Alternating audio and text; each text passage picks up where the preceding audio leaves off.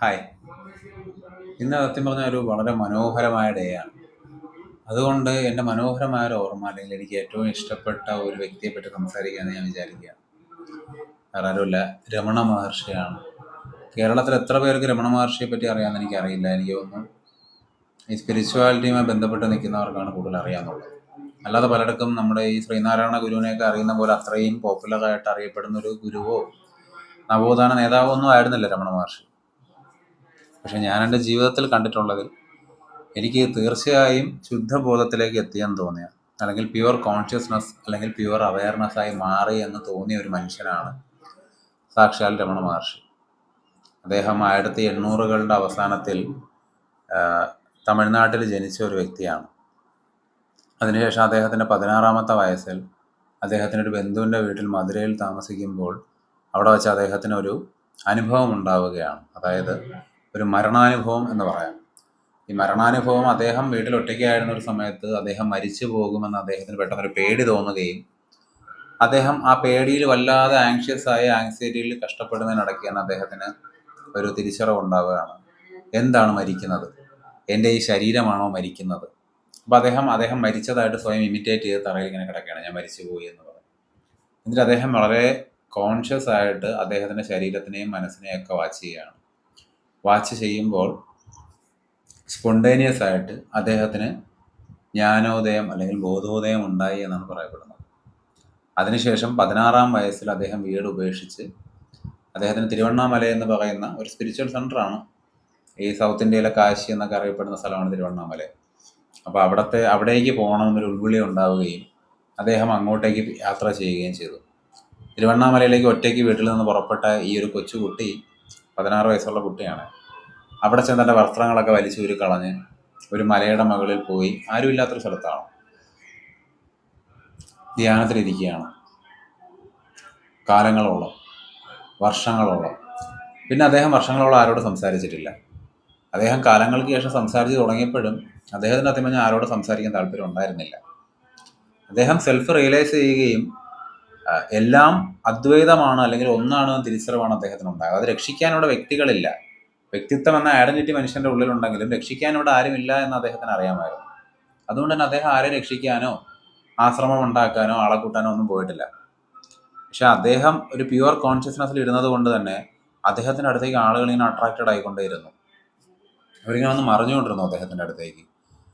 ഈ ഒരു കുഞ്ഞു ബാലനെ കണ്ട് ഒരു 80 വയസ്സും 60 വയസ്സും ഒക്കെ ഉള്ള ആൾക്കാർക്ക് ഇതൊരു പിച്ചക്കാരനായിട്ടല്ല തോന്നിയത്, ഇതൊരു ദൈവമാണെന്ന് അവർക്ക് തോന്നിയെന്നുള്ളതാണ് വാസ്തവം. അങ്ങനെ നാനാ മതസ്ഥരായിട്ടുള്ള ആളുകളും അദ്ദേഹത്തിൻ്റെ കീഴിലേക്ക് വരികയും അദ്ദേഹത്തിന് ഭക്തന്മാരാവുകയും അദ്ദേഹം ആരെയും ഭക്തനായിട്ടോ ഗുരുവായിട്ട് സ്വയമോ കണക്കാക്കിയിട്ടില്ല. എന്നാൽ പോലും ആളുകൾ അദ്ദേഹത്തിൻ്റെ അടുത്തേക്ക് വന്ന ഒരു സിമ്പിൾ ചോദ്യവുമായിട്ടാണ്, എങ്ങനെ ഞങ്ങൾക്കും താങ്കളെ പോലെ ആവാം? അതായത് ഇതുപോലെ എന്ത് സംഭവിച്ചാലും മഴയത്തും വെയിലത്തും ആഹാരമോ ഇതോ വസ്ത്രങ്ങളോ ഒന്നുമില്ലാതിരുന്നാലും സ്വസ്ഥമായി സമാധാനമായി സന്തോഷത്തോടു കൂടി ഇരിക്കാൻ എങ്ങനെ സാധിക്കുകയുള്ളൂ? അദ്ദേഹം അങ്ങനെയാണെന്ന് അദ്ദേഹത്തിൻ്റെ കണ്ടവർക്കും അദ്ദേഹത്തിൻ്റെ അടുത്ത് ഇടപഴകിയവർക്കും ഒക്കെ ഫീൽ ചെയ്യുകയാണ്. അപ്പോൾ ഇത് കണ്ട് ഈ അദ്ദേഹത്തിൻ്റെ അടുത്തേക്ക് അട്രാക്റ്റഡ് ആയ ആൾക്കാർ പിന്നെ അദ്ദേഹത്തെ രമണ മഹർഷി എന്നൊരു പേര് കൊടുത്ത് വിളിക്കുകയും അദ്ദേഹത്തിൻ്റെ ചുറ്റും ഒരു ആശ്രമമൊക്കെ ഉണ്ടാവുകയൊക്കെ ചെയ്ത് ഇവഞ്ച്വലി സംഭവിച്ചതാണ്. ഇതൊന്നും അദ്ദേഹം ചെയ്തതല്ല. ഇതിലൊന്നിലും അദ്ദേഹം ഐഡന്റിഫൈഡും ആയിരുന്നില്ല ഒരു കാലത്ത്. 1950-കളിൽ അദ്ദേഹം 50-ലാണ് പുള്ളി മരിക്കുന്നത്. എനിക്ക് തോന്നുന്നു ക്യാൻസറുമായി ബന്ധപ്പെട്ട ഒരു കാരണത്താലാണ് അദ്ദേഹത്തിൻ്റെ ശരീരം നശിച്ചു പോകുന്നത്. അദ്ദേഹത്തെ അന്ന് ഓപ്പറേഷൻ ചെയ്ത ഒരു ഡോക്ടറുണ്ട്. അദ്ദേഹത്തിൻ്റെ കയ്യിലൊരു മെലിഗ്നസ് സാർക്കോമ വരികയും അത് ഓപ്പറേറ്റ് ചെയ്ത് മാറ്റിയ ഡോക്ടർ അതിനെപ്പറ്റി സംസാരിച്ചത് പിന്നീട് റെക്കോർഡ് ചെയ്യപ്പെട്ടിട്ടുണ്ട്. എന്താണെന്ന് വെച്ച് കഴിഞ്ഞാൽ അദ്ദേഹത്തിന് അതിശയം തോന്നി. അതായത് ഒരു മനുഷ്യന് സ്വന്തം ശരീരത്തിനോട് ഐഡന്റിഫിക്കേഷൻ ഇല്ലാതെ ഇത്രയും കാമായിട്ട് ഇരിക്കാൻ പറ്റുമോ എന്നുള്ളത് അദ്ദേഹത്തെ ഞെട്ടിച്ചൊരു കാര്യമാണ്. ശരി, അത് അദ്ദേഹം പറയുന്നത് എങ്ങനെയാണെന്ന് വെച്ച് കഴിഞ്ഞാൽ അദ്ദേഹം ജനറൽ അനസ്തേഷ്യ എടുത്തിട്ടുണ്ടായിരുന്നു. പക്ഷേ മറ്റേ ബോധം പോകുന്ന തരത്തിലുള്ള അനസ്തേഷ്യ അദ്ദേഹം കൊടുക്കാൻ സമ്മതിച്ചില്ല. അപ്പോൾ അദ്ദേഹം ശരിക്കും ബോധത്തോടു കൂടിയാണ് ഇരിക്കുന്നത്. അപ്പോൾ ബോധത്തോടു കൂടി ഇരിക്കുന്ന general anaesthesia, I think localised anaesthesia ആണെന്ന്. എനിക്ക് ആ ടെക്നിക്കാലിറ്റിയിലൊരു വ്യത്യാസം എനിക്ക് ഓർമ്മയില്ല, ഞാൻ പഴയ ഒരു ഓർമ്മയെന്നാണ് പറയുന്നത്. അപ്പോൾ ബോധത്തോടുകൂടി ഇരിക്കുന്ന അദ്ദേഹത്തിൻ്റെ കയ്യിൽ അവർ ഓപ്പറേറ്റ് ചെയ്യുകയാണ്. അതായത് അന്നത്തെ കാലത്തെ ക്യാൻസർ ചികിത്സ എന്ന് പറഞ്ഞാൽ ഇന്നത്തെ പോലെ അല്ല. അത് കയ്യിലെ തൊലി, ഈ മാംസം ഇങ്ങനെ ചെത്തിക്കളയാണ് അവർ ചെയ്യുന്നത്. ഈ പ്രോസസ്സ് മൊത്തം നടക്കുമ്പോഴും പച്ച മാംസം ശരീരത്തിൽ നിന്ന് വെട്ടിയെടുക്കുമ്പോഴും അദ്ദേഹം വളരെ ശാന്തനായി വെറുതെ ഇരുന്നു എന്നുള്ളത് ബോധത്തോടുകൂടി ഉണർന്നിരുന്നു എന്നുള്ളത് ആ ഡോക്ടർ വളരെ അത്ഭുതത്തോടുകൂടി പറയുന്നുണ്ട്. ഈ സംഭവത്തോടുകൂടി അദ്ദേഹത്തിന് മുൻപരിചയം ഇല്ലാതിരുന്ന ഈ ഡോക്ടർ അദ്ദേഹത്തിന്റെ ഭക്തനായി മാറിയിട്ടുണ്ട്. അതിനും അദ്ദേഹം ഉത്തരവാദിയല്ല. എനിവേ 1920കളിൽ അദ്ദേഹത്തിന്റെ ചുറ്റിനും ഒരു ആശ്രമമൊക്കെ ഡെവലപ്പായി വന്നതുകൊണ്ട് തന്നെ അതിനുശേഷം അദ്ദേഹത്തിനോട് എന്തെങ്കിലും സംശയം ചോദിച്ചാൽ ചിലപ്പോൾ അദ്ദേഹം മറുപടി പറയും, അല്ലെങ്കിൽ അദ്ദേഹം വെറുതെ ഇരിക്കും. അപ്പോൾ ഈ വെറുതെ ഇരിക്കുന്ന സമയത്ത് അല്ലെങ്കിൽ സംസാരിക്കുന്ന സമയത്ത് അദ്ദേഹം ചെയ്ത കാര്യങ്ങളെല്ലാം രേഖപ്പെടുത്തി. അദ്ദേഹത്തിന് ചുറ്റും നിന്ന ആൾക്കാർ അദ്ദേഹത്തിനടുത്ത് അത്രയും മെസ്മറൈസ്ഡ് ആയിട്ട് നിന്നതുകൊണ്ട് തന്നെ അവരതെല്ലാം രേഖപ്പെടുത്തി. അദ്ദേഹം ഓരോ വ്യക്തി വന്ന് ചോദിക്കുന്ന ചോദ്യത്തിനും അദ്ദേഹം പറഞ്ഞ മറുപടികളെല്ലാം അതുപോലെ അത് കേട്ടോണ്ടിരുന്നവർ എഴുതിയെടുത്തിട്ടുണ്ട്. അതെല്ലാം പിന്നീട് ബുക്കുകളായി പബ്ലിഷ് ചെയ്യപ്പെട്ടു. ഇപ്പോൾ എല്ലാവർക്കും വാങ്ങിക്കാൻ കിട്ടും. ഈ ഇന്റർനെറ്റിലൊക്കെ ഫ്രീ ആയിട്ട് കിട്ടും ആ ബുക്കൊക്കെ. അപ്പം ഇതൊരു മതഗ്രന്ഥമൊന്നുമല്ല, പ്യുവർ കോൺഷ്യസ്നെസ് അറിഞ്ഞ ഒരു വ്യക്തിയുടെ ജീവിത അനുഭവമാണ് ശരിക്കും പറഞ്ഞത്. അദ്ദേഹത്തിൻ്റെ അടുത്ത് ചോദിക്കാൻ വന്ന ആളുകളിൽ ഇന്ത്യയിൽ അന്നത്തെ ഏറ്റവും വലിയ രാഷ്ട്രീയക്കാർ തൊട്ട് തുടങ്ങി, അന്ന് സ്വാതന്ത്ര്യത്തിന് മുമ്പാണ്, രാഷ്ട്രീയക്കാർ തൊട്ട് തുടങ്ങി, നിരീശ്വരവാദികൾ തുടങ്ങി, ക്രിസ്ത്യാനികൾ തുടങ്ങി, മുസ്ലിങ്ങൾ തുടങ്ങി, എല്ലാവരും ഉണ്ടായിരുന്നു. അദ്ദേഹം ദൈവത്തെ അറിഞ്ഞ വ്യക്തിയാണ്, അല്ലെങ്കിൽ ഒരു ദൈവത്തിന്റെ പ്രതിപുരുഷനാണെന്ന് ഇവരൊക്കെ എല്ലാവർക്കും ഫീൽ ചെയ്തു എന്ന് അവരെല്ലാവരും തന്നെ പറഞ്ഞിട്ടുണ്ട്. അദ്ദേഹത്തിന്റെ സ്റ്റോറിയും അദ്ദേഹവുമായി ബന്ധപ്പെട്ട പല കാര്യങ്ങളും അതിനുശേഷം പിന്നീട് ഈ തിരുവണ്ണാമലയിൽ രമണാശ്രമം ഇന്നും എക്സിസ്റ്റ് ചെയ്യുന്നുണ്ട്. അവിടെ ചെന്നപ്പോൾ അവിടെ ഫീൽഡ് ചെയ്ത ആ ഒരു ഫീൽഡിന്റെ ഒരു പവർ, പിന്നെ ഫീൽ ചെയ്തൊരു ഫീൽഡിന്റെ പവർ എന്ന് വെച്ചാൽ ഒരു പ്യുവർ കോൺഷ്യസ്നസ് ഇപ്പം അവിടെ പോലും നിങ്ങൾക്ക് ഫീൽ ചെയ്യാൻ പറ്റും. അത് ഈ ഹിന്ദു ഒരു കാഴ്ചപ്പാട് പ്രകാരം എനിക്ക് തോന്നുന്നു ഒരു എൻലൈറ്റഡ് അല്ലെങ്കിൽ പ്യുവർ കോൺഷ്യസ്നസ് അറിഞ്ഞ ഒരു വ്യക്തിയുടെ ചുറ്റിനും വൈബ്രേഷൻസ് ഇല്ല, സീറോ വൈബ്രേഷനാണ്, വൈബ്രേഷൻ ലെസ്നെസ് എന്നാണ് അതിനെ പറയുന്നത്. അതുണ്ടാകുമ്പോൾ അവിടെ ചെല്ലുന്നവർ, നമ്മുടെ മനസ്സിലെ മൂവ്മെൻറ്റ്സ് എല്ലാം ഒരു വൈബ്രേഷനായിട്ട് കണക്കാക്കുന്നത്. അപ്പോൾ ഈ വൈബ്രേഷൻസ് കുറയുമ്പോൾ നമുക്കൊരു സമാധാനം കിട്ടും, നമ്മുടെ മനസ്സിനൊരു ശാന്തത കിട്ടും. അത് അവിടെ പോകുമ്പോൾ സംഭവിക്കുന്നതായിട്ട് എനിക്ക് പേഴ്സണലി ഫീൽ ചെയ്തിട്ടുണ്ട്. അല്ലെങ്കിൽ ആരും പറഞ്ഞ കാര്യം ഒരു ആധികാരികത ഉള്ള കാര്യമൊന്നുമല്ല, എൻ്റെ അനുഭവമാണ് ഞാൻ പറയുന്നത്. അപ്പോൾ രമണ മഹർഷിയോട് ഇതേ അവസ്ഥയിലെത്താനുള്ള ഏറ്റവും വലിയ എളുപ്പ വഴി അതാണ് എല്ലാവരും ചോദിച്ചുകൊണ്ടിരുന്നത്. അദ്ദേഹം ഒരു വഴി മാത്രമേ പറഞ്ഞിട്ടുണ്ടായിരുന്നുള്ളൂ.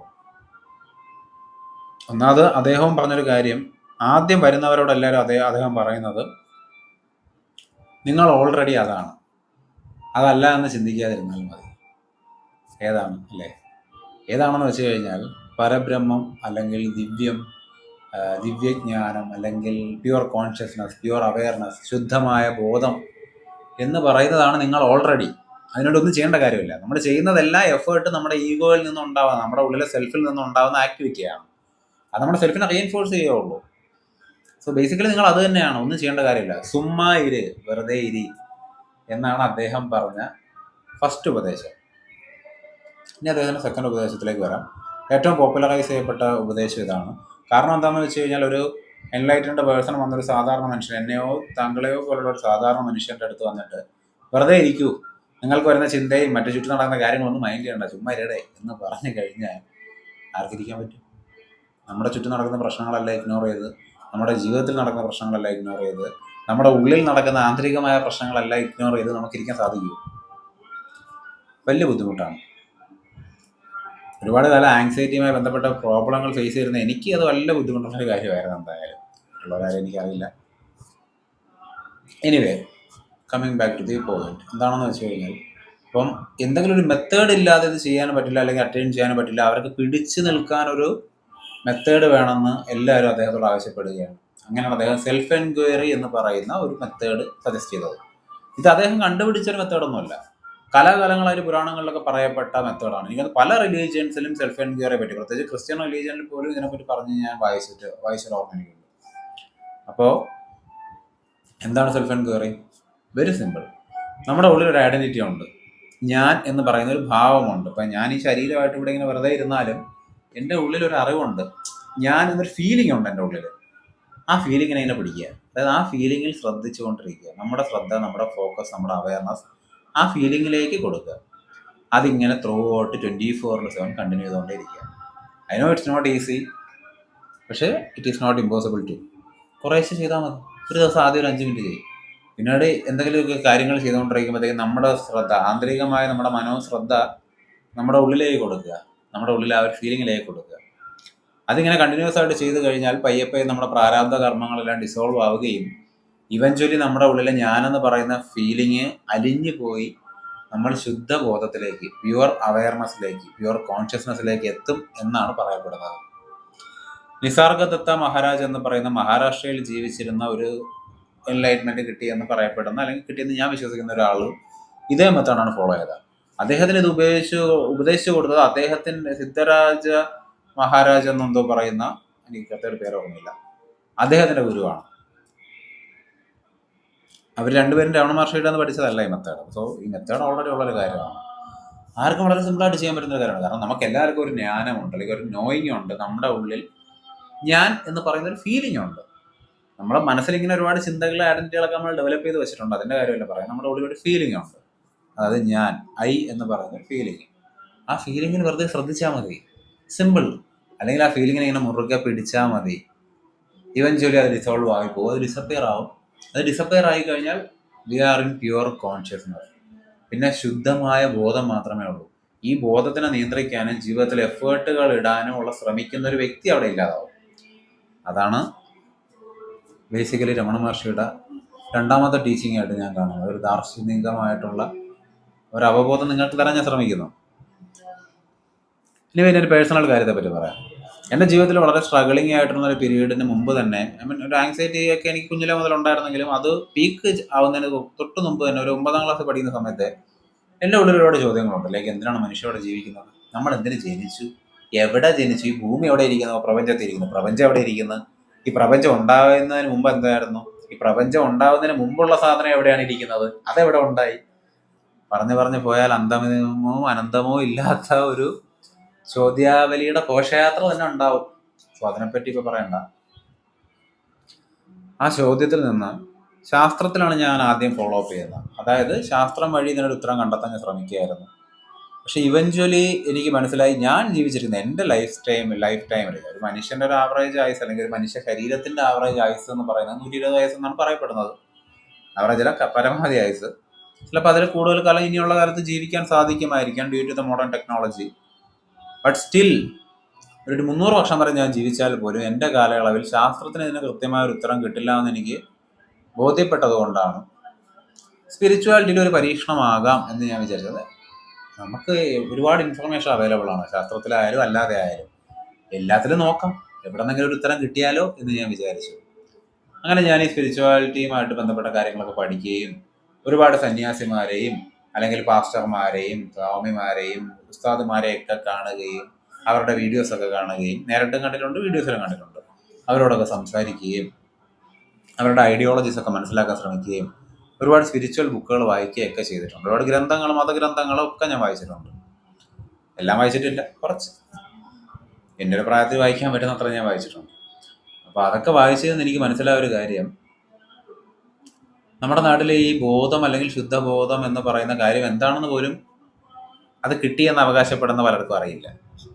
ഇപ്പം എനിക്കും അത് അറിയാമെന്ന് ചോദിച്ചാൽ അറിയില്ല, കാരണം അത് അറിയാൻ ബുദ്ധിമുട്ടാണ്. പക്ഷെ അത് അറ്റൈൻ ചെയ്തൊരു വ്യക്തിയാണെന്ന് പല ആൾക്കാരെയും, നമ്മൾ ഇന്നത്തെ കാലത്ത് ഫേമസ് ആയി നിൽക്കുന്ന പല ആൾക്കാരും അങ്ങനെയാണെന്ന് എനിക്ക് തോന്നിയിട്ടില്ല, എന്നാൽ തോന്നിയവരും ഉണ്ട്. അതിലൊരാളാണ് ഈ ശ്രീരമണ മഹർഷി. അദ്ദേഹം എൻ്റെ കാലഘട്ടത്തിൽ ജീവിച്ചിരുന്ന വ്യക്തിയല്ല, പക്ഷെ അദ്ദേഹവുമായിട്ട് എന്തോ ഒരു സ്പിരിച്വൽ കണക്ഷൻ എനിക്ക് ഫീൽ ചെയ്തു. പിന്നെ അദ്ദേഹവുമായി ബന്ധപ്പെട്ട് അൺഎക്സ്പ്ലെയിനബിൾ ആയിട്ടുള്ള പല കാര്യങ്ങളും എൻ്റെ ലൈഫിൽ സംഭവിച്ചിട്ടുണ്ട്. അതൊന്നും ഇവിടെ പറയേണ്ട കാര്യമില്ല, അതൊക്കെ ചിലപ്പോൾ എൻ്റെ തോന്നലുകളാവാം. എനിവേ, അതുകൊണ്ട് തന്നെ ഈ ശുദ്ധബോധം എന്ന് പറയുന്നൊരു സ്റ്റേറ്റ് ഉണ്ടെന്നും അതിലേക്ക് എത്തുമ്പോഴത്തേക്കും നമ്മുടെ എല്ലാ ചോദ്യങ്ങളും അവസാനിക്കുകയും എല്ലാ ചോദ്യങ്ങൾക്കും ഉള്ള ഉത്തരം മനുഷ്യൻ അറ്റൈൻ ചെയ്യുമെന്ന് ഒരു തിരിച്ചറിവ് എനിക്ക് ഉണ്ടാക്കി തന്ന വ്യക്തിയാണ് രമണ മഹർഷി. അദ്ദേഹം പറഞ്ഞ കാര്യങ്ങളൊക്കെ സത്യമാണെന്ന് ഞാൻ വിശ്വസിക്കുന്നു. അത് ഫോളോ ചെയ്യുന്ന ഏതൊരു മനുഷ്യനും ഈ എൻലൈറ്റ്മെൻറ്റോ ശുദ്ധബോധമോ കിട്ടുമോ എന്ന് എനിക്കറിയില്ല, പക്ഷേ തീർച്ചയായും മനസമാധാനം കിട്ടുമെന്ന് എനിക്കറിയാം. സ്വസ്ഥമായി ഇരിക്കാൻ സാധിക്കും. അദ്ദേഹം പറഞ്ഞതുപോലെ സുമ്മായിര് എന്ന് രമണ മഹർഷി പറഞ്ഞതുപോലെ നമുക്ക് സുമ്മാ ഇരിക്കാൻ പറ്റും, അതായത് വെറുതെ ഇരിക്കാൻ സാധിക്കും. വെറുതെ ഇരിക്കുക എന്ന് വെച്ചാൽ ഒരു ജോലിയും ചെയ്യാതെ ഒരേ കണക്ക് പ്രതിമയെ പോലെ ഒരു സ്ഥലത്ത് ഇരിക്കുന്നതിനെ പറ്റിയല്ല പറയുന്നത്. ആന്തരികമായ ആക്ടിവിറ്റികൾ ഇല്ലാതിരിക്കുക, അതായത് മനസ്സിനകത്ത് ഘോഷയാത്ര പോലെ ഇങ്ങനെ ചിന്തകളും നെട്ടോട്ടങ്ങളും ഇല്ലാതെ സ്വസ്ഥമായി ഫുൾ ഫീലിങ്ങിൽ ഇരിക്കാൻ പറ്റുമെന്നാണ് പറയുന്നത്. ആൻഡ് ഐ തിങ്ക് അതിനെന്നെ അദ്ദേഹം ഒരുപാട് സഹായിച്ചിട്ടുണ്ട്. അദ്ദേഹത്തിന് മൂന്നാമത്തെ ടീച്ചിങ്ങിനെ പറ്റി കൂടെ ഇപ്പം ഞാൻ പറയാം. അതായത് സറണ്ടറിനെ പറ്റിയാണ് പറയുന്നത്. അതായത് സറണ്ടർ അല്ലെങ്കിൽ ഡിവോഷൻ, അതായത് പ്രാർത്ഥന എന്ന് പറയുന്ന ഒരു കാര്യമുണ്ടല്ലോ, അദ്ദേഹത്തെ സംബന്ധിച്ച് ഡിവോഷൻ എന്ന് പറയുന്ന ഒരു കാര്യം, അഥവാ വിശ്വാസം എന്ന് പറയുന്ന ഒരു കാര്യം സറണ്ടറിങ് ആണ്. അത് സെൽഫ് സറണ്ടറിങ് ആണ്. സെൽഫ് സറണ്ടറിങ് എന്ന് വെച്ച് കഴിഞ്ഞാൽ നമ്മൾ, അല്ലെങ്കിൽ ഡിവോഷൻ എന്ന് പറയുമ്പോൾ നമ്മുടെ നാട്ടിൽ ഒരുപാട് പേർക്ക് ഒരു തെറ്റിദ്ധാരണയുണ്ട്. നമ്മളൊരു ഗുരുവിനെ അല്ലെങ്കിൽ ഒരു ദൈവത്തെ ആരാധിക്കുമ്പോൾ ആ ദൈവത്തിൻ്റെ അടുത്ത് പോയി തൊഴുതുകൊണ്ടിരുന്നിട്ട് നമ്മുടെ ആവശ്യങ്ങൾ ഇങ്ങനെ ഉന്നയിച്ചുകൊണ്ടിരിക്കുകയാണെന്നുള്ളത്. ബേസിക്കലി അങ്ങനെയല്ല. എന്താണ് ശരിക്കും ചെയ്യേണ്ടതെന്ന് വെച്ച് കഴിഞ്ഞാൽ, രമണ മഹർഷി പറയുന്നതനുസരിച്ച് നമ്മുടെ ജീവിതത്തിൽ എന്ത് സംഭവിച്ചാലും നമ്മൾ അതുപോലെ അക്സെപ്റ്റ് ചെയ്യുക. കാരണം എല്ലാം പ്രീഡിറ്റർമിൻഡ് ആണ്. വിധി എന്നൊരു കാര്യമുണ്ട്. എല്ലാം മുൻകൂട്ടി നിശ്ചയിക്കപ്പെട്ടതുപോലെ മാത്രമേ സംഭവിക്കുകയുള്ളൂ. മനുഷ്യനാകെ ഒരു ഫ്രീ വില്ലേ ഉള്ളൂ. അതായത് ഒരു തീരുമാനമേ മനുഷ്യനെടുക്കാൻ പറ്റുള്ളൂ. നമ്മുടെ ജീവിതത്തിൽ എന്ത് സംഭവിച്ചാലും അതിനോട് എങ്ങനെ റിയാക്ട് ചെയ്യാമെന്നുള്ള ഒരു ഫുൾ മൂവ്മെൻറ്റ്, അതായത് ഒരു ആന്തരികമായ മൂവ്മെൻറ്റ് മാത്രമാണ് മനുഷ്യന് ചെയ്യാൻ പറ്റുന്ന കാര്യം എന്നാണ് രമണ മഹർഷി പറയുന്നത്. സോ ബേസിക്കലി പുള്ളി പറയുന്നത് എന്താണെന്ന് വെച്ച് കഴിഞ്ഞാൽ, നമ്മൾ സറണ്ടർ ചെയ്ത് കഴിഞ്ഞാൽ ദൈവം നമുക്ക് എന്താണോ തരുന്നത് അതെല്ലാം നമ്മൾ അക്സെപ്റ്റ് ചെയ്യുക. സന്തോഷത്തോടെ ദൈവം തന്നൊരു വരദാനമായിട്ട് കണ്ട് ജീവിക്കുക എന്നാണ് പറയുന്നത്. എന്ന് വെച്ചാൽ നമ്മളൊന്നും ചെയ്യേണ്ടതല്ല, നമ്മൾ ചെയ്യേണ്ട കർമ്മങ്ങൾ ചെയ്യുക. പക്ഷെ അതിൽ അറ്റാച്ച്മെൻറ്റോ ചിന്തയോ, അല്ലെങ്കിൽ നീ ഒരു തറയിൽ കിടക്കുന്ന ഒരു പേപ്പർ എടുത്ത് ചുരുട്ട് കൂട്ടി കളയുമ്പോൾ പോലും അത് ചെയ്യുന്നത് ഞാനാണെന്നൊരു ചിന്ത ഉണ്ടാവാൻ പാടില്ല. അത് ഈ പ്രപഞ്ചം അല്ലെങ്കിൽ സെൽഫ് അല്ലെങ്കിൽ നമ്മുടെ ഉള്ളിലെ പരബ്രഹ്മം ചെയ്യുന്നു എന്ന് വിചാരിക്കാനാണ് പറയുന്നത്. സോ ബേസിക്കലി ഇതൊരു കൈൻഡ് ഓഫ് സെൽഫ് എൻക്വയറി തന്നെയാണ്. അതായത് ഓട്ടോമാറ്റിക്കലി ഇങ്ങനെ ചെയ്തുകൊണ്ടിരിക്കുമ്പോൾ നമ്മുടെ ഉള്ളിലെ സെൽഫ്, അതായത് നമ്മുടെ ഉള്ളിലെ സെൽഫ് ഐഡൻറ്റിറ്റി, അതായത് നമ്മുടെ ലോക്കലൈസ്ഡ് ഇൻഡിപെൻഡൻറ്റ് സെൽഫ് മറ്റ് നമ്മുടെ ഒരു യൂണിവേഴ്സൽ സെൽഫുമായിട്ട് നമ്മൾ താരതമ്യം ചെയ്ത് അല്ലെങ്കിൽ കൺവേർട്ട് ചെയ്ത് നമ്മൾ ചിന്തിക്കുകയും ജീവിക്കുകയും പ്രവർത്തിക്കുകയും ചെയ്യുമ്പോൾ നമ്മുടെ ലോക്കലൈസ്ഡ് സെൽഫ് ഇത് ചെയ്തു പോവുകയാണ്. അതായത് അലിഞ്ഞു പോവുകയും ശുദ്ധബോധത്തിലേക്ക് എത്തുമെന്നാണ് അദ്ദേഹം വിചാരിച്ചത് അല്ലെങ്കിൽ പറഞ്ഞതെന്ന് ഞാൻ വിചാരിക്കുന്നു. എനിവേ ജിത്തു കൃഷ്ണമൂർത്തിയെ പോലെയൊന്നും അദ്ദേഹം ഒരു മെത്തേഡും ചെയ്യണ്ട, വെറുതെ ഇരുന്നാലാണ് നമുക്ക് മെഡിറ്റേഷൻ സംഭവിക്കുക അല്ലെങ്കിൽ ധ്യാനം സംഭവിക്കുക എന്ന് പറഞ്ഞിട്ടില്ല. അദ്ദേഹം പറഞ്ഞതിലേക്ക് ധ്യാനം അല്ലെങ്കിൽ എഫേർട്ട്ലെസ് ആക്ഷൻ അല്ലെങ്കിൽ പ്യുവർ ശുദ്ധബോധം ആർക്കും ഉണ്ടാക്കാൻ പറ്റില്ല. അതുണ്ടാവും. അപ്പം നമുക്ക് അത് ഉണ്ടാവാനുള്ള വിളനില ഉണ്ടാക്കാം എന്നാണ് രമണ മഹർഷി പറഞ്ഞതായിട്ട് എൻ്റെ അറിവ്. ഈ വീഡിയോ കാണുന്നവരോട് എനിക്ക് പറയാനുള്ളൊരു കാര്യം എന്താണെന്ന് വെച്ച് കഴിഞ്ഞാൽ, നിങ്ങൾ ജീവിതത്തിൽ ഒരിക്കലെങ്കിലും തിരുവണ്ണാമലയിലേക്ക് പോകണം. അവിടെ രമണാശ്രമം എന്നൊരു സ്ഥലമുണ്ട്. അവിടുത്തെ അരുണാചലേശ്വര ക്ഷേത്രം വളരെ ഫേമസ് ആണ്. ഇന്ത്യയുടെ തന്നെ ഏറ്റവും ഫേമസ് ആയിട്ടുള്ള ശിവക്ഷേത്രങ്ങളിലൊന്നാണത്. അതിനോട് അടുത്ത് തന്നെ ഒരു കുഞ്ഞ് ആശ്രമമുണ്ട്. രമണ മഹർഷിയിൽ അവസാന കാലങ്ങളിൽ ജീവിച്ചിരുന്ന് മരണപ്പെട്ട ഒരു ആശ്രമമാണത്. അവിടെ ഇപ്പോഴും ശുദ്ധബോധം അറ്റൈൻ ചെയ്ത ചില ആളുകളുണ്ടെന്ന് പറയാം. ഉണ്ടെന്നാണ് എൻ്റെ വിശ്വാസം. എസ്പെഷ്യലി രമണ മഹർഷിയുടെ കാലത്ത് ജീവിച്ചിരുന്ന, രമണ മഹർഷിയെ ഓർമ്മയുള്ള 1950 മുമ്പ് ജനിച്ച, രമണ മഹർഷി മരിക്കുന്ന സമയത്ത് 10-14 വയസ്സുണ്ടായിരുന്ന അദ്ദേഹത്തിൻ്റെ സഹോദരൻ്റെ മകനായ വി ഗണേശൻ ഇന്ന് ജീവിച്ചിരിപ്പുണ്ട്. കുറച്ച് നാൾ മുമ്പ് ഒരുപാട് പേര് ജീവിച്ചിരിപ്പുണ്ടായിരുന്നു. ഇപ്പം എനിക്ക് തോന്നുന്നു അദ്ദേഹമാണ് എൻ്റെ ഓർമ്മയിൽ അവിടെ ഇപ്പം രമണ മഹർഷി നേരിട്ട് പരിചയമുണ്ടായിരുന്നതിൽ ജീവിച്ചിരിക്കുന്ന ഒരാൾ. അദ്ദേഹം പോലും അദ്ദേഹത്തിൻ്റെ വീഡിയോസ് ഒക്കെ നിങ്ങൾക്ക് യൂട്യൂബിലൊക്കെ കിട്ടും. അദ്ദേഹം അങ്ങനെ വീഡിയോ ഇടാൻ നടക്കുന്ന ആളല്ല, പക്ഷെ പല ആൾക്കാരും അദ്ദേഹത്തെ ഇൻ്റർവ്യൂ ചെയ്ത വീഡിയോ ഒക്കെ കാണാൻ പറ്റും. അദ്ദേഹം ഇപ്പം അങ്ങനെ അധികം പബ്ലിക്കിലേക്ക് വരാറില്ല, ആളുകളുമായിട്ട് അങ്ങനെ ഇടപഴകാറില്ല. എന്നിരുന്നാൽ പോലും അദ്ദേഹത്തിൻ്റെ അടുത്ത് നിങ്ങൾ ഒരു 5 മിനിറ്റ് സ്പെൻഡ് ചെയ്താൽ പോലും പ്യുവർ കോൺഷ്യസ്നസ് അല്ലെങ്കിൽ പ്യുവർ അവയർനെസ് എന്താണെന്ന് നിങ്ങൾക്ക് മനസ്സിലാവും. അദ്ദേഹത്തിൻ്റെ ഒരു ഡിവോഷൻ നിങ്ങൾ അത്ഭുതപ്പെടുത്തും. അതായത് ദൈവത്തിൽ നിന്നൊന്നും ആഗ്രഹിക്കാതെ, അല്ലെങ്കിൽ അദ്ദേഹം രമണ മഹർഷി ദൈവത്തെ പോലെ കാണുന്നു, ഒന്നും ആഗ്രഹിക്കാതെ എങ്ങനെ ഒരു സെൽഫ് ഐഡൻറ്റിറ്റിയെ ഇല്ലാതെ പ്യുവർ അവയർനെസ് ആയിട്ട് ഒരു ചിന്തയുടെ മൂവ്മെൻറ്റും ഇല്ലാതെ ഒരു നിമിഷം പോലും ഒരു തെറ്റായ ചിന്തയോ ഫീലിങ്ങോ നമ്മുടെ ശരീരത്തിലൂടെ അങ്ങനത്തെ ഒരു വൈബ്രേഷൻ പോലും പാസ് ചെയ്യാതെ സ്വസ്ഥമായിരിക്കുന്ന ഒരു മനുഷ്യനെ കാണാൻ സാധിക്കും അദ്ദേഹത്തെ കണ്ടാൽ എന്നാണ് എനിക്ക് തോന്നിയിട്ടുള്ളത്.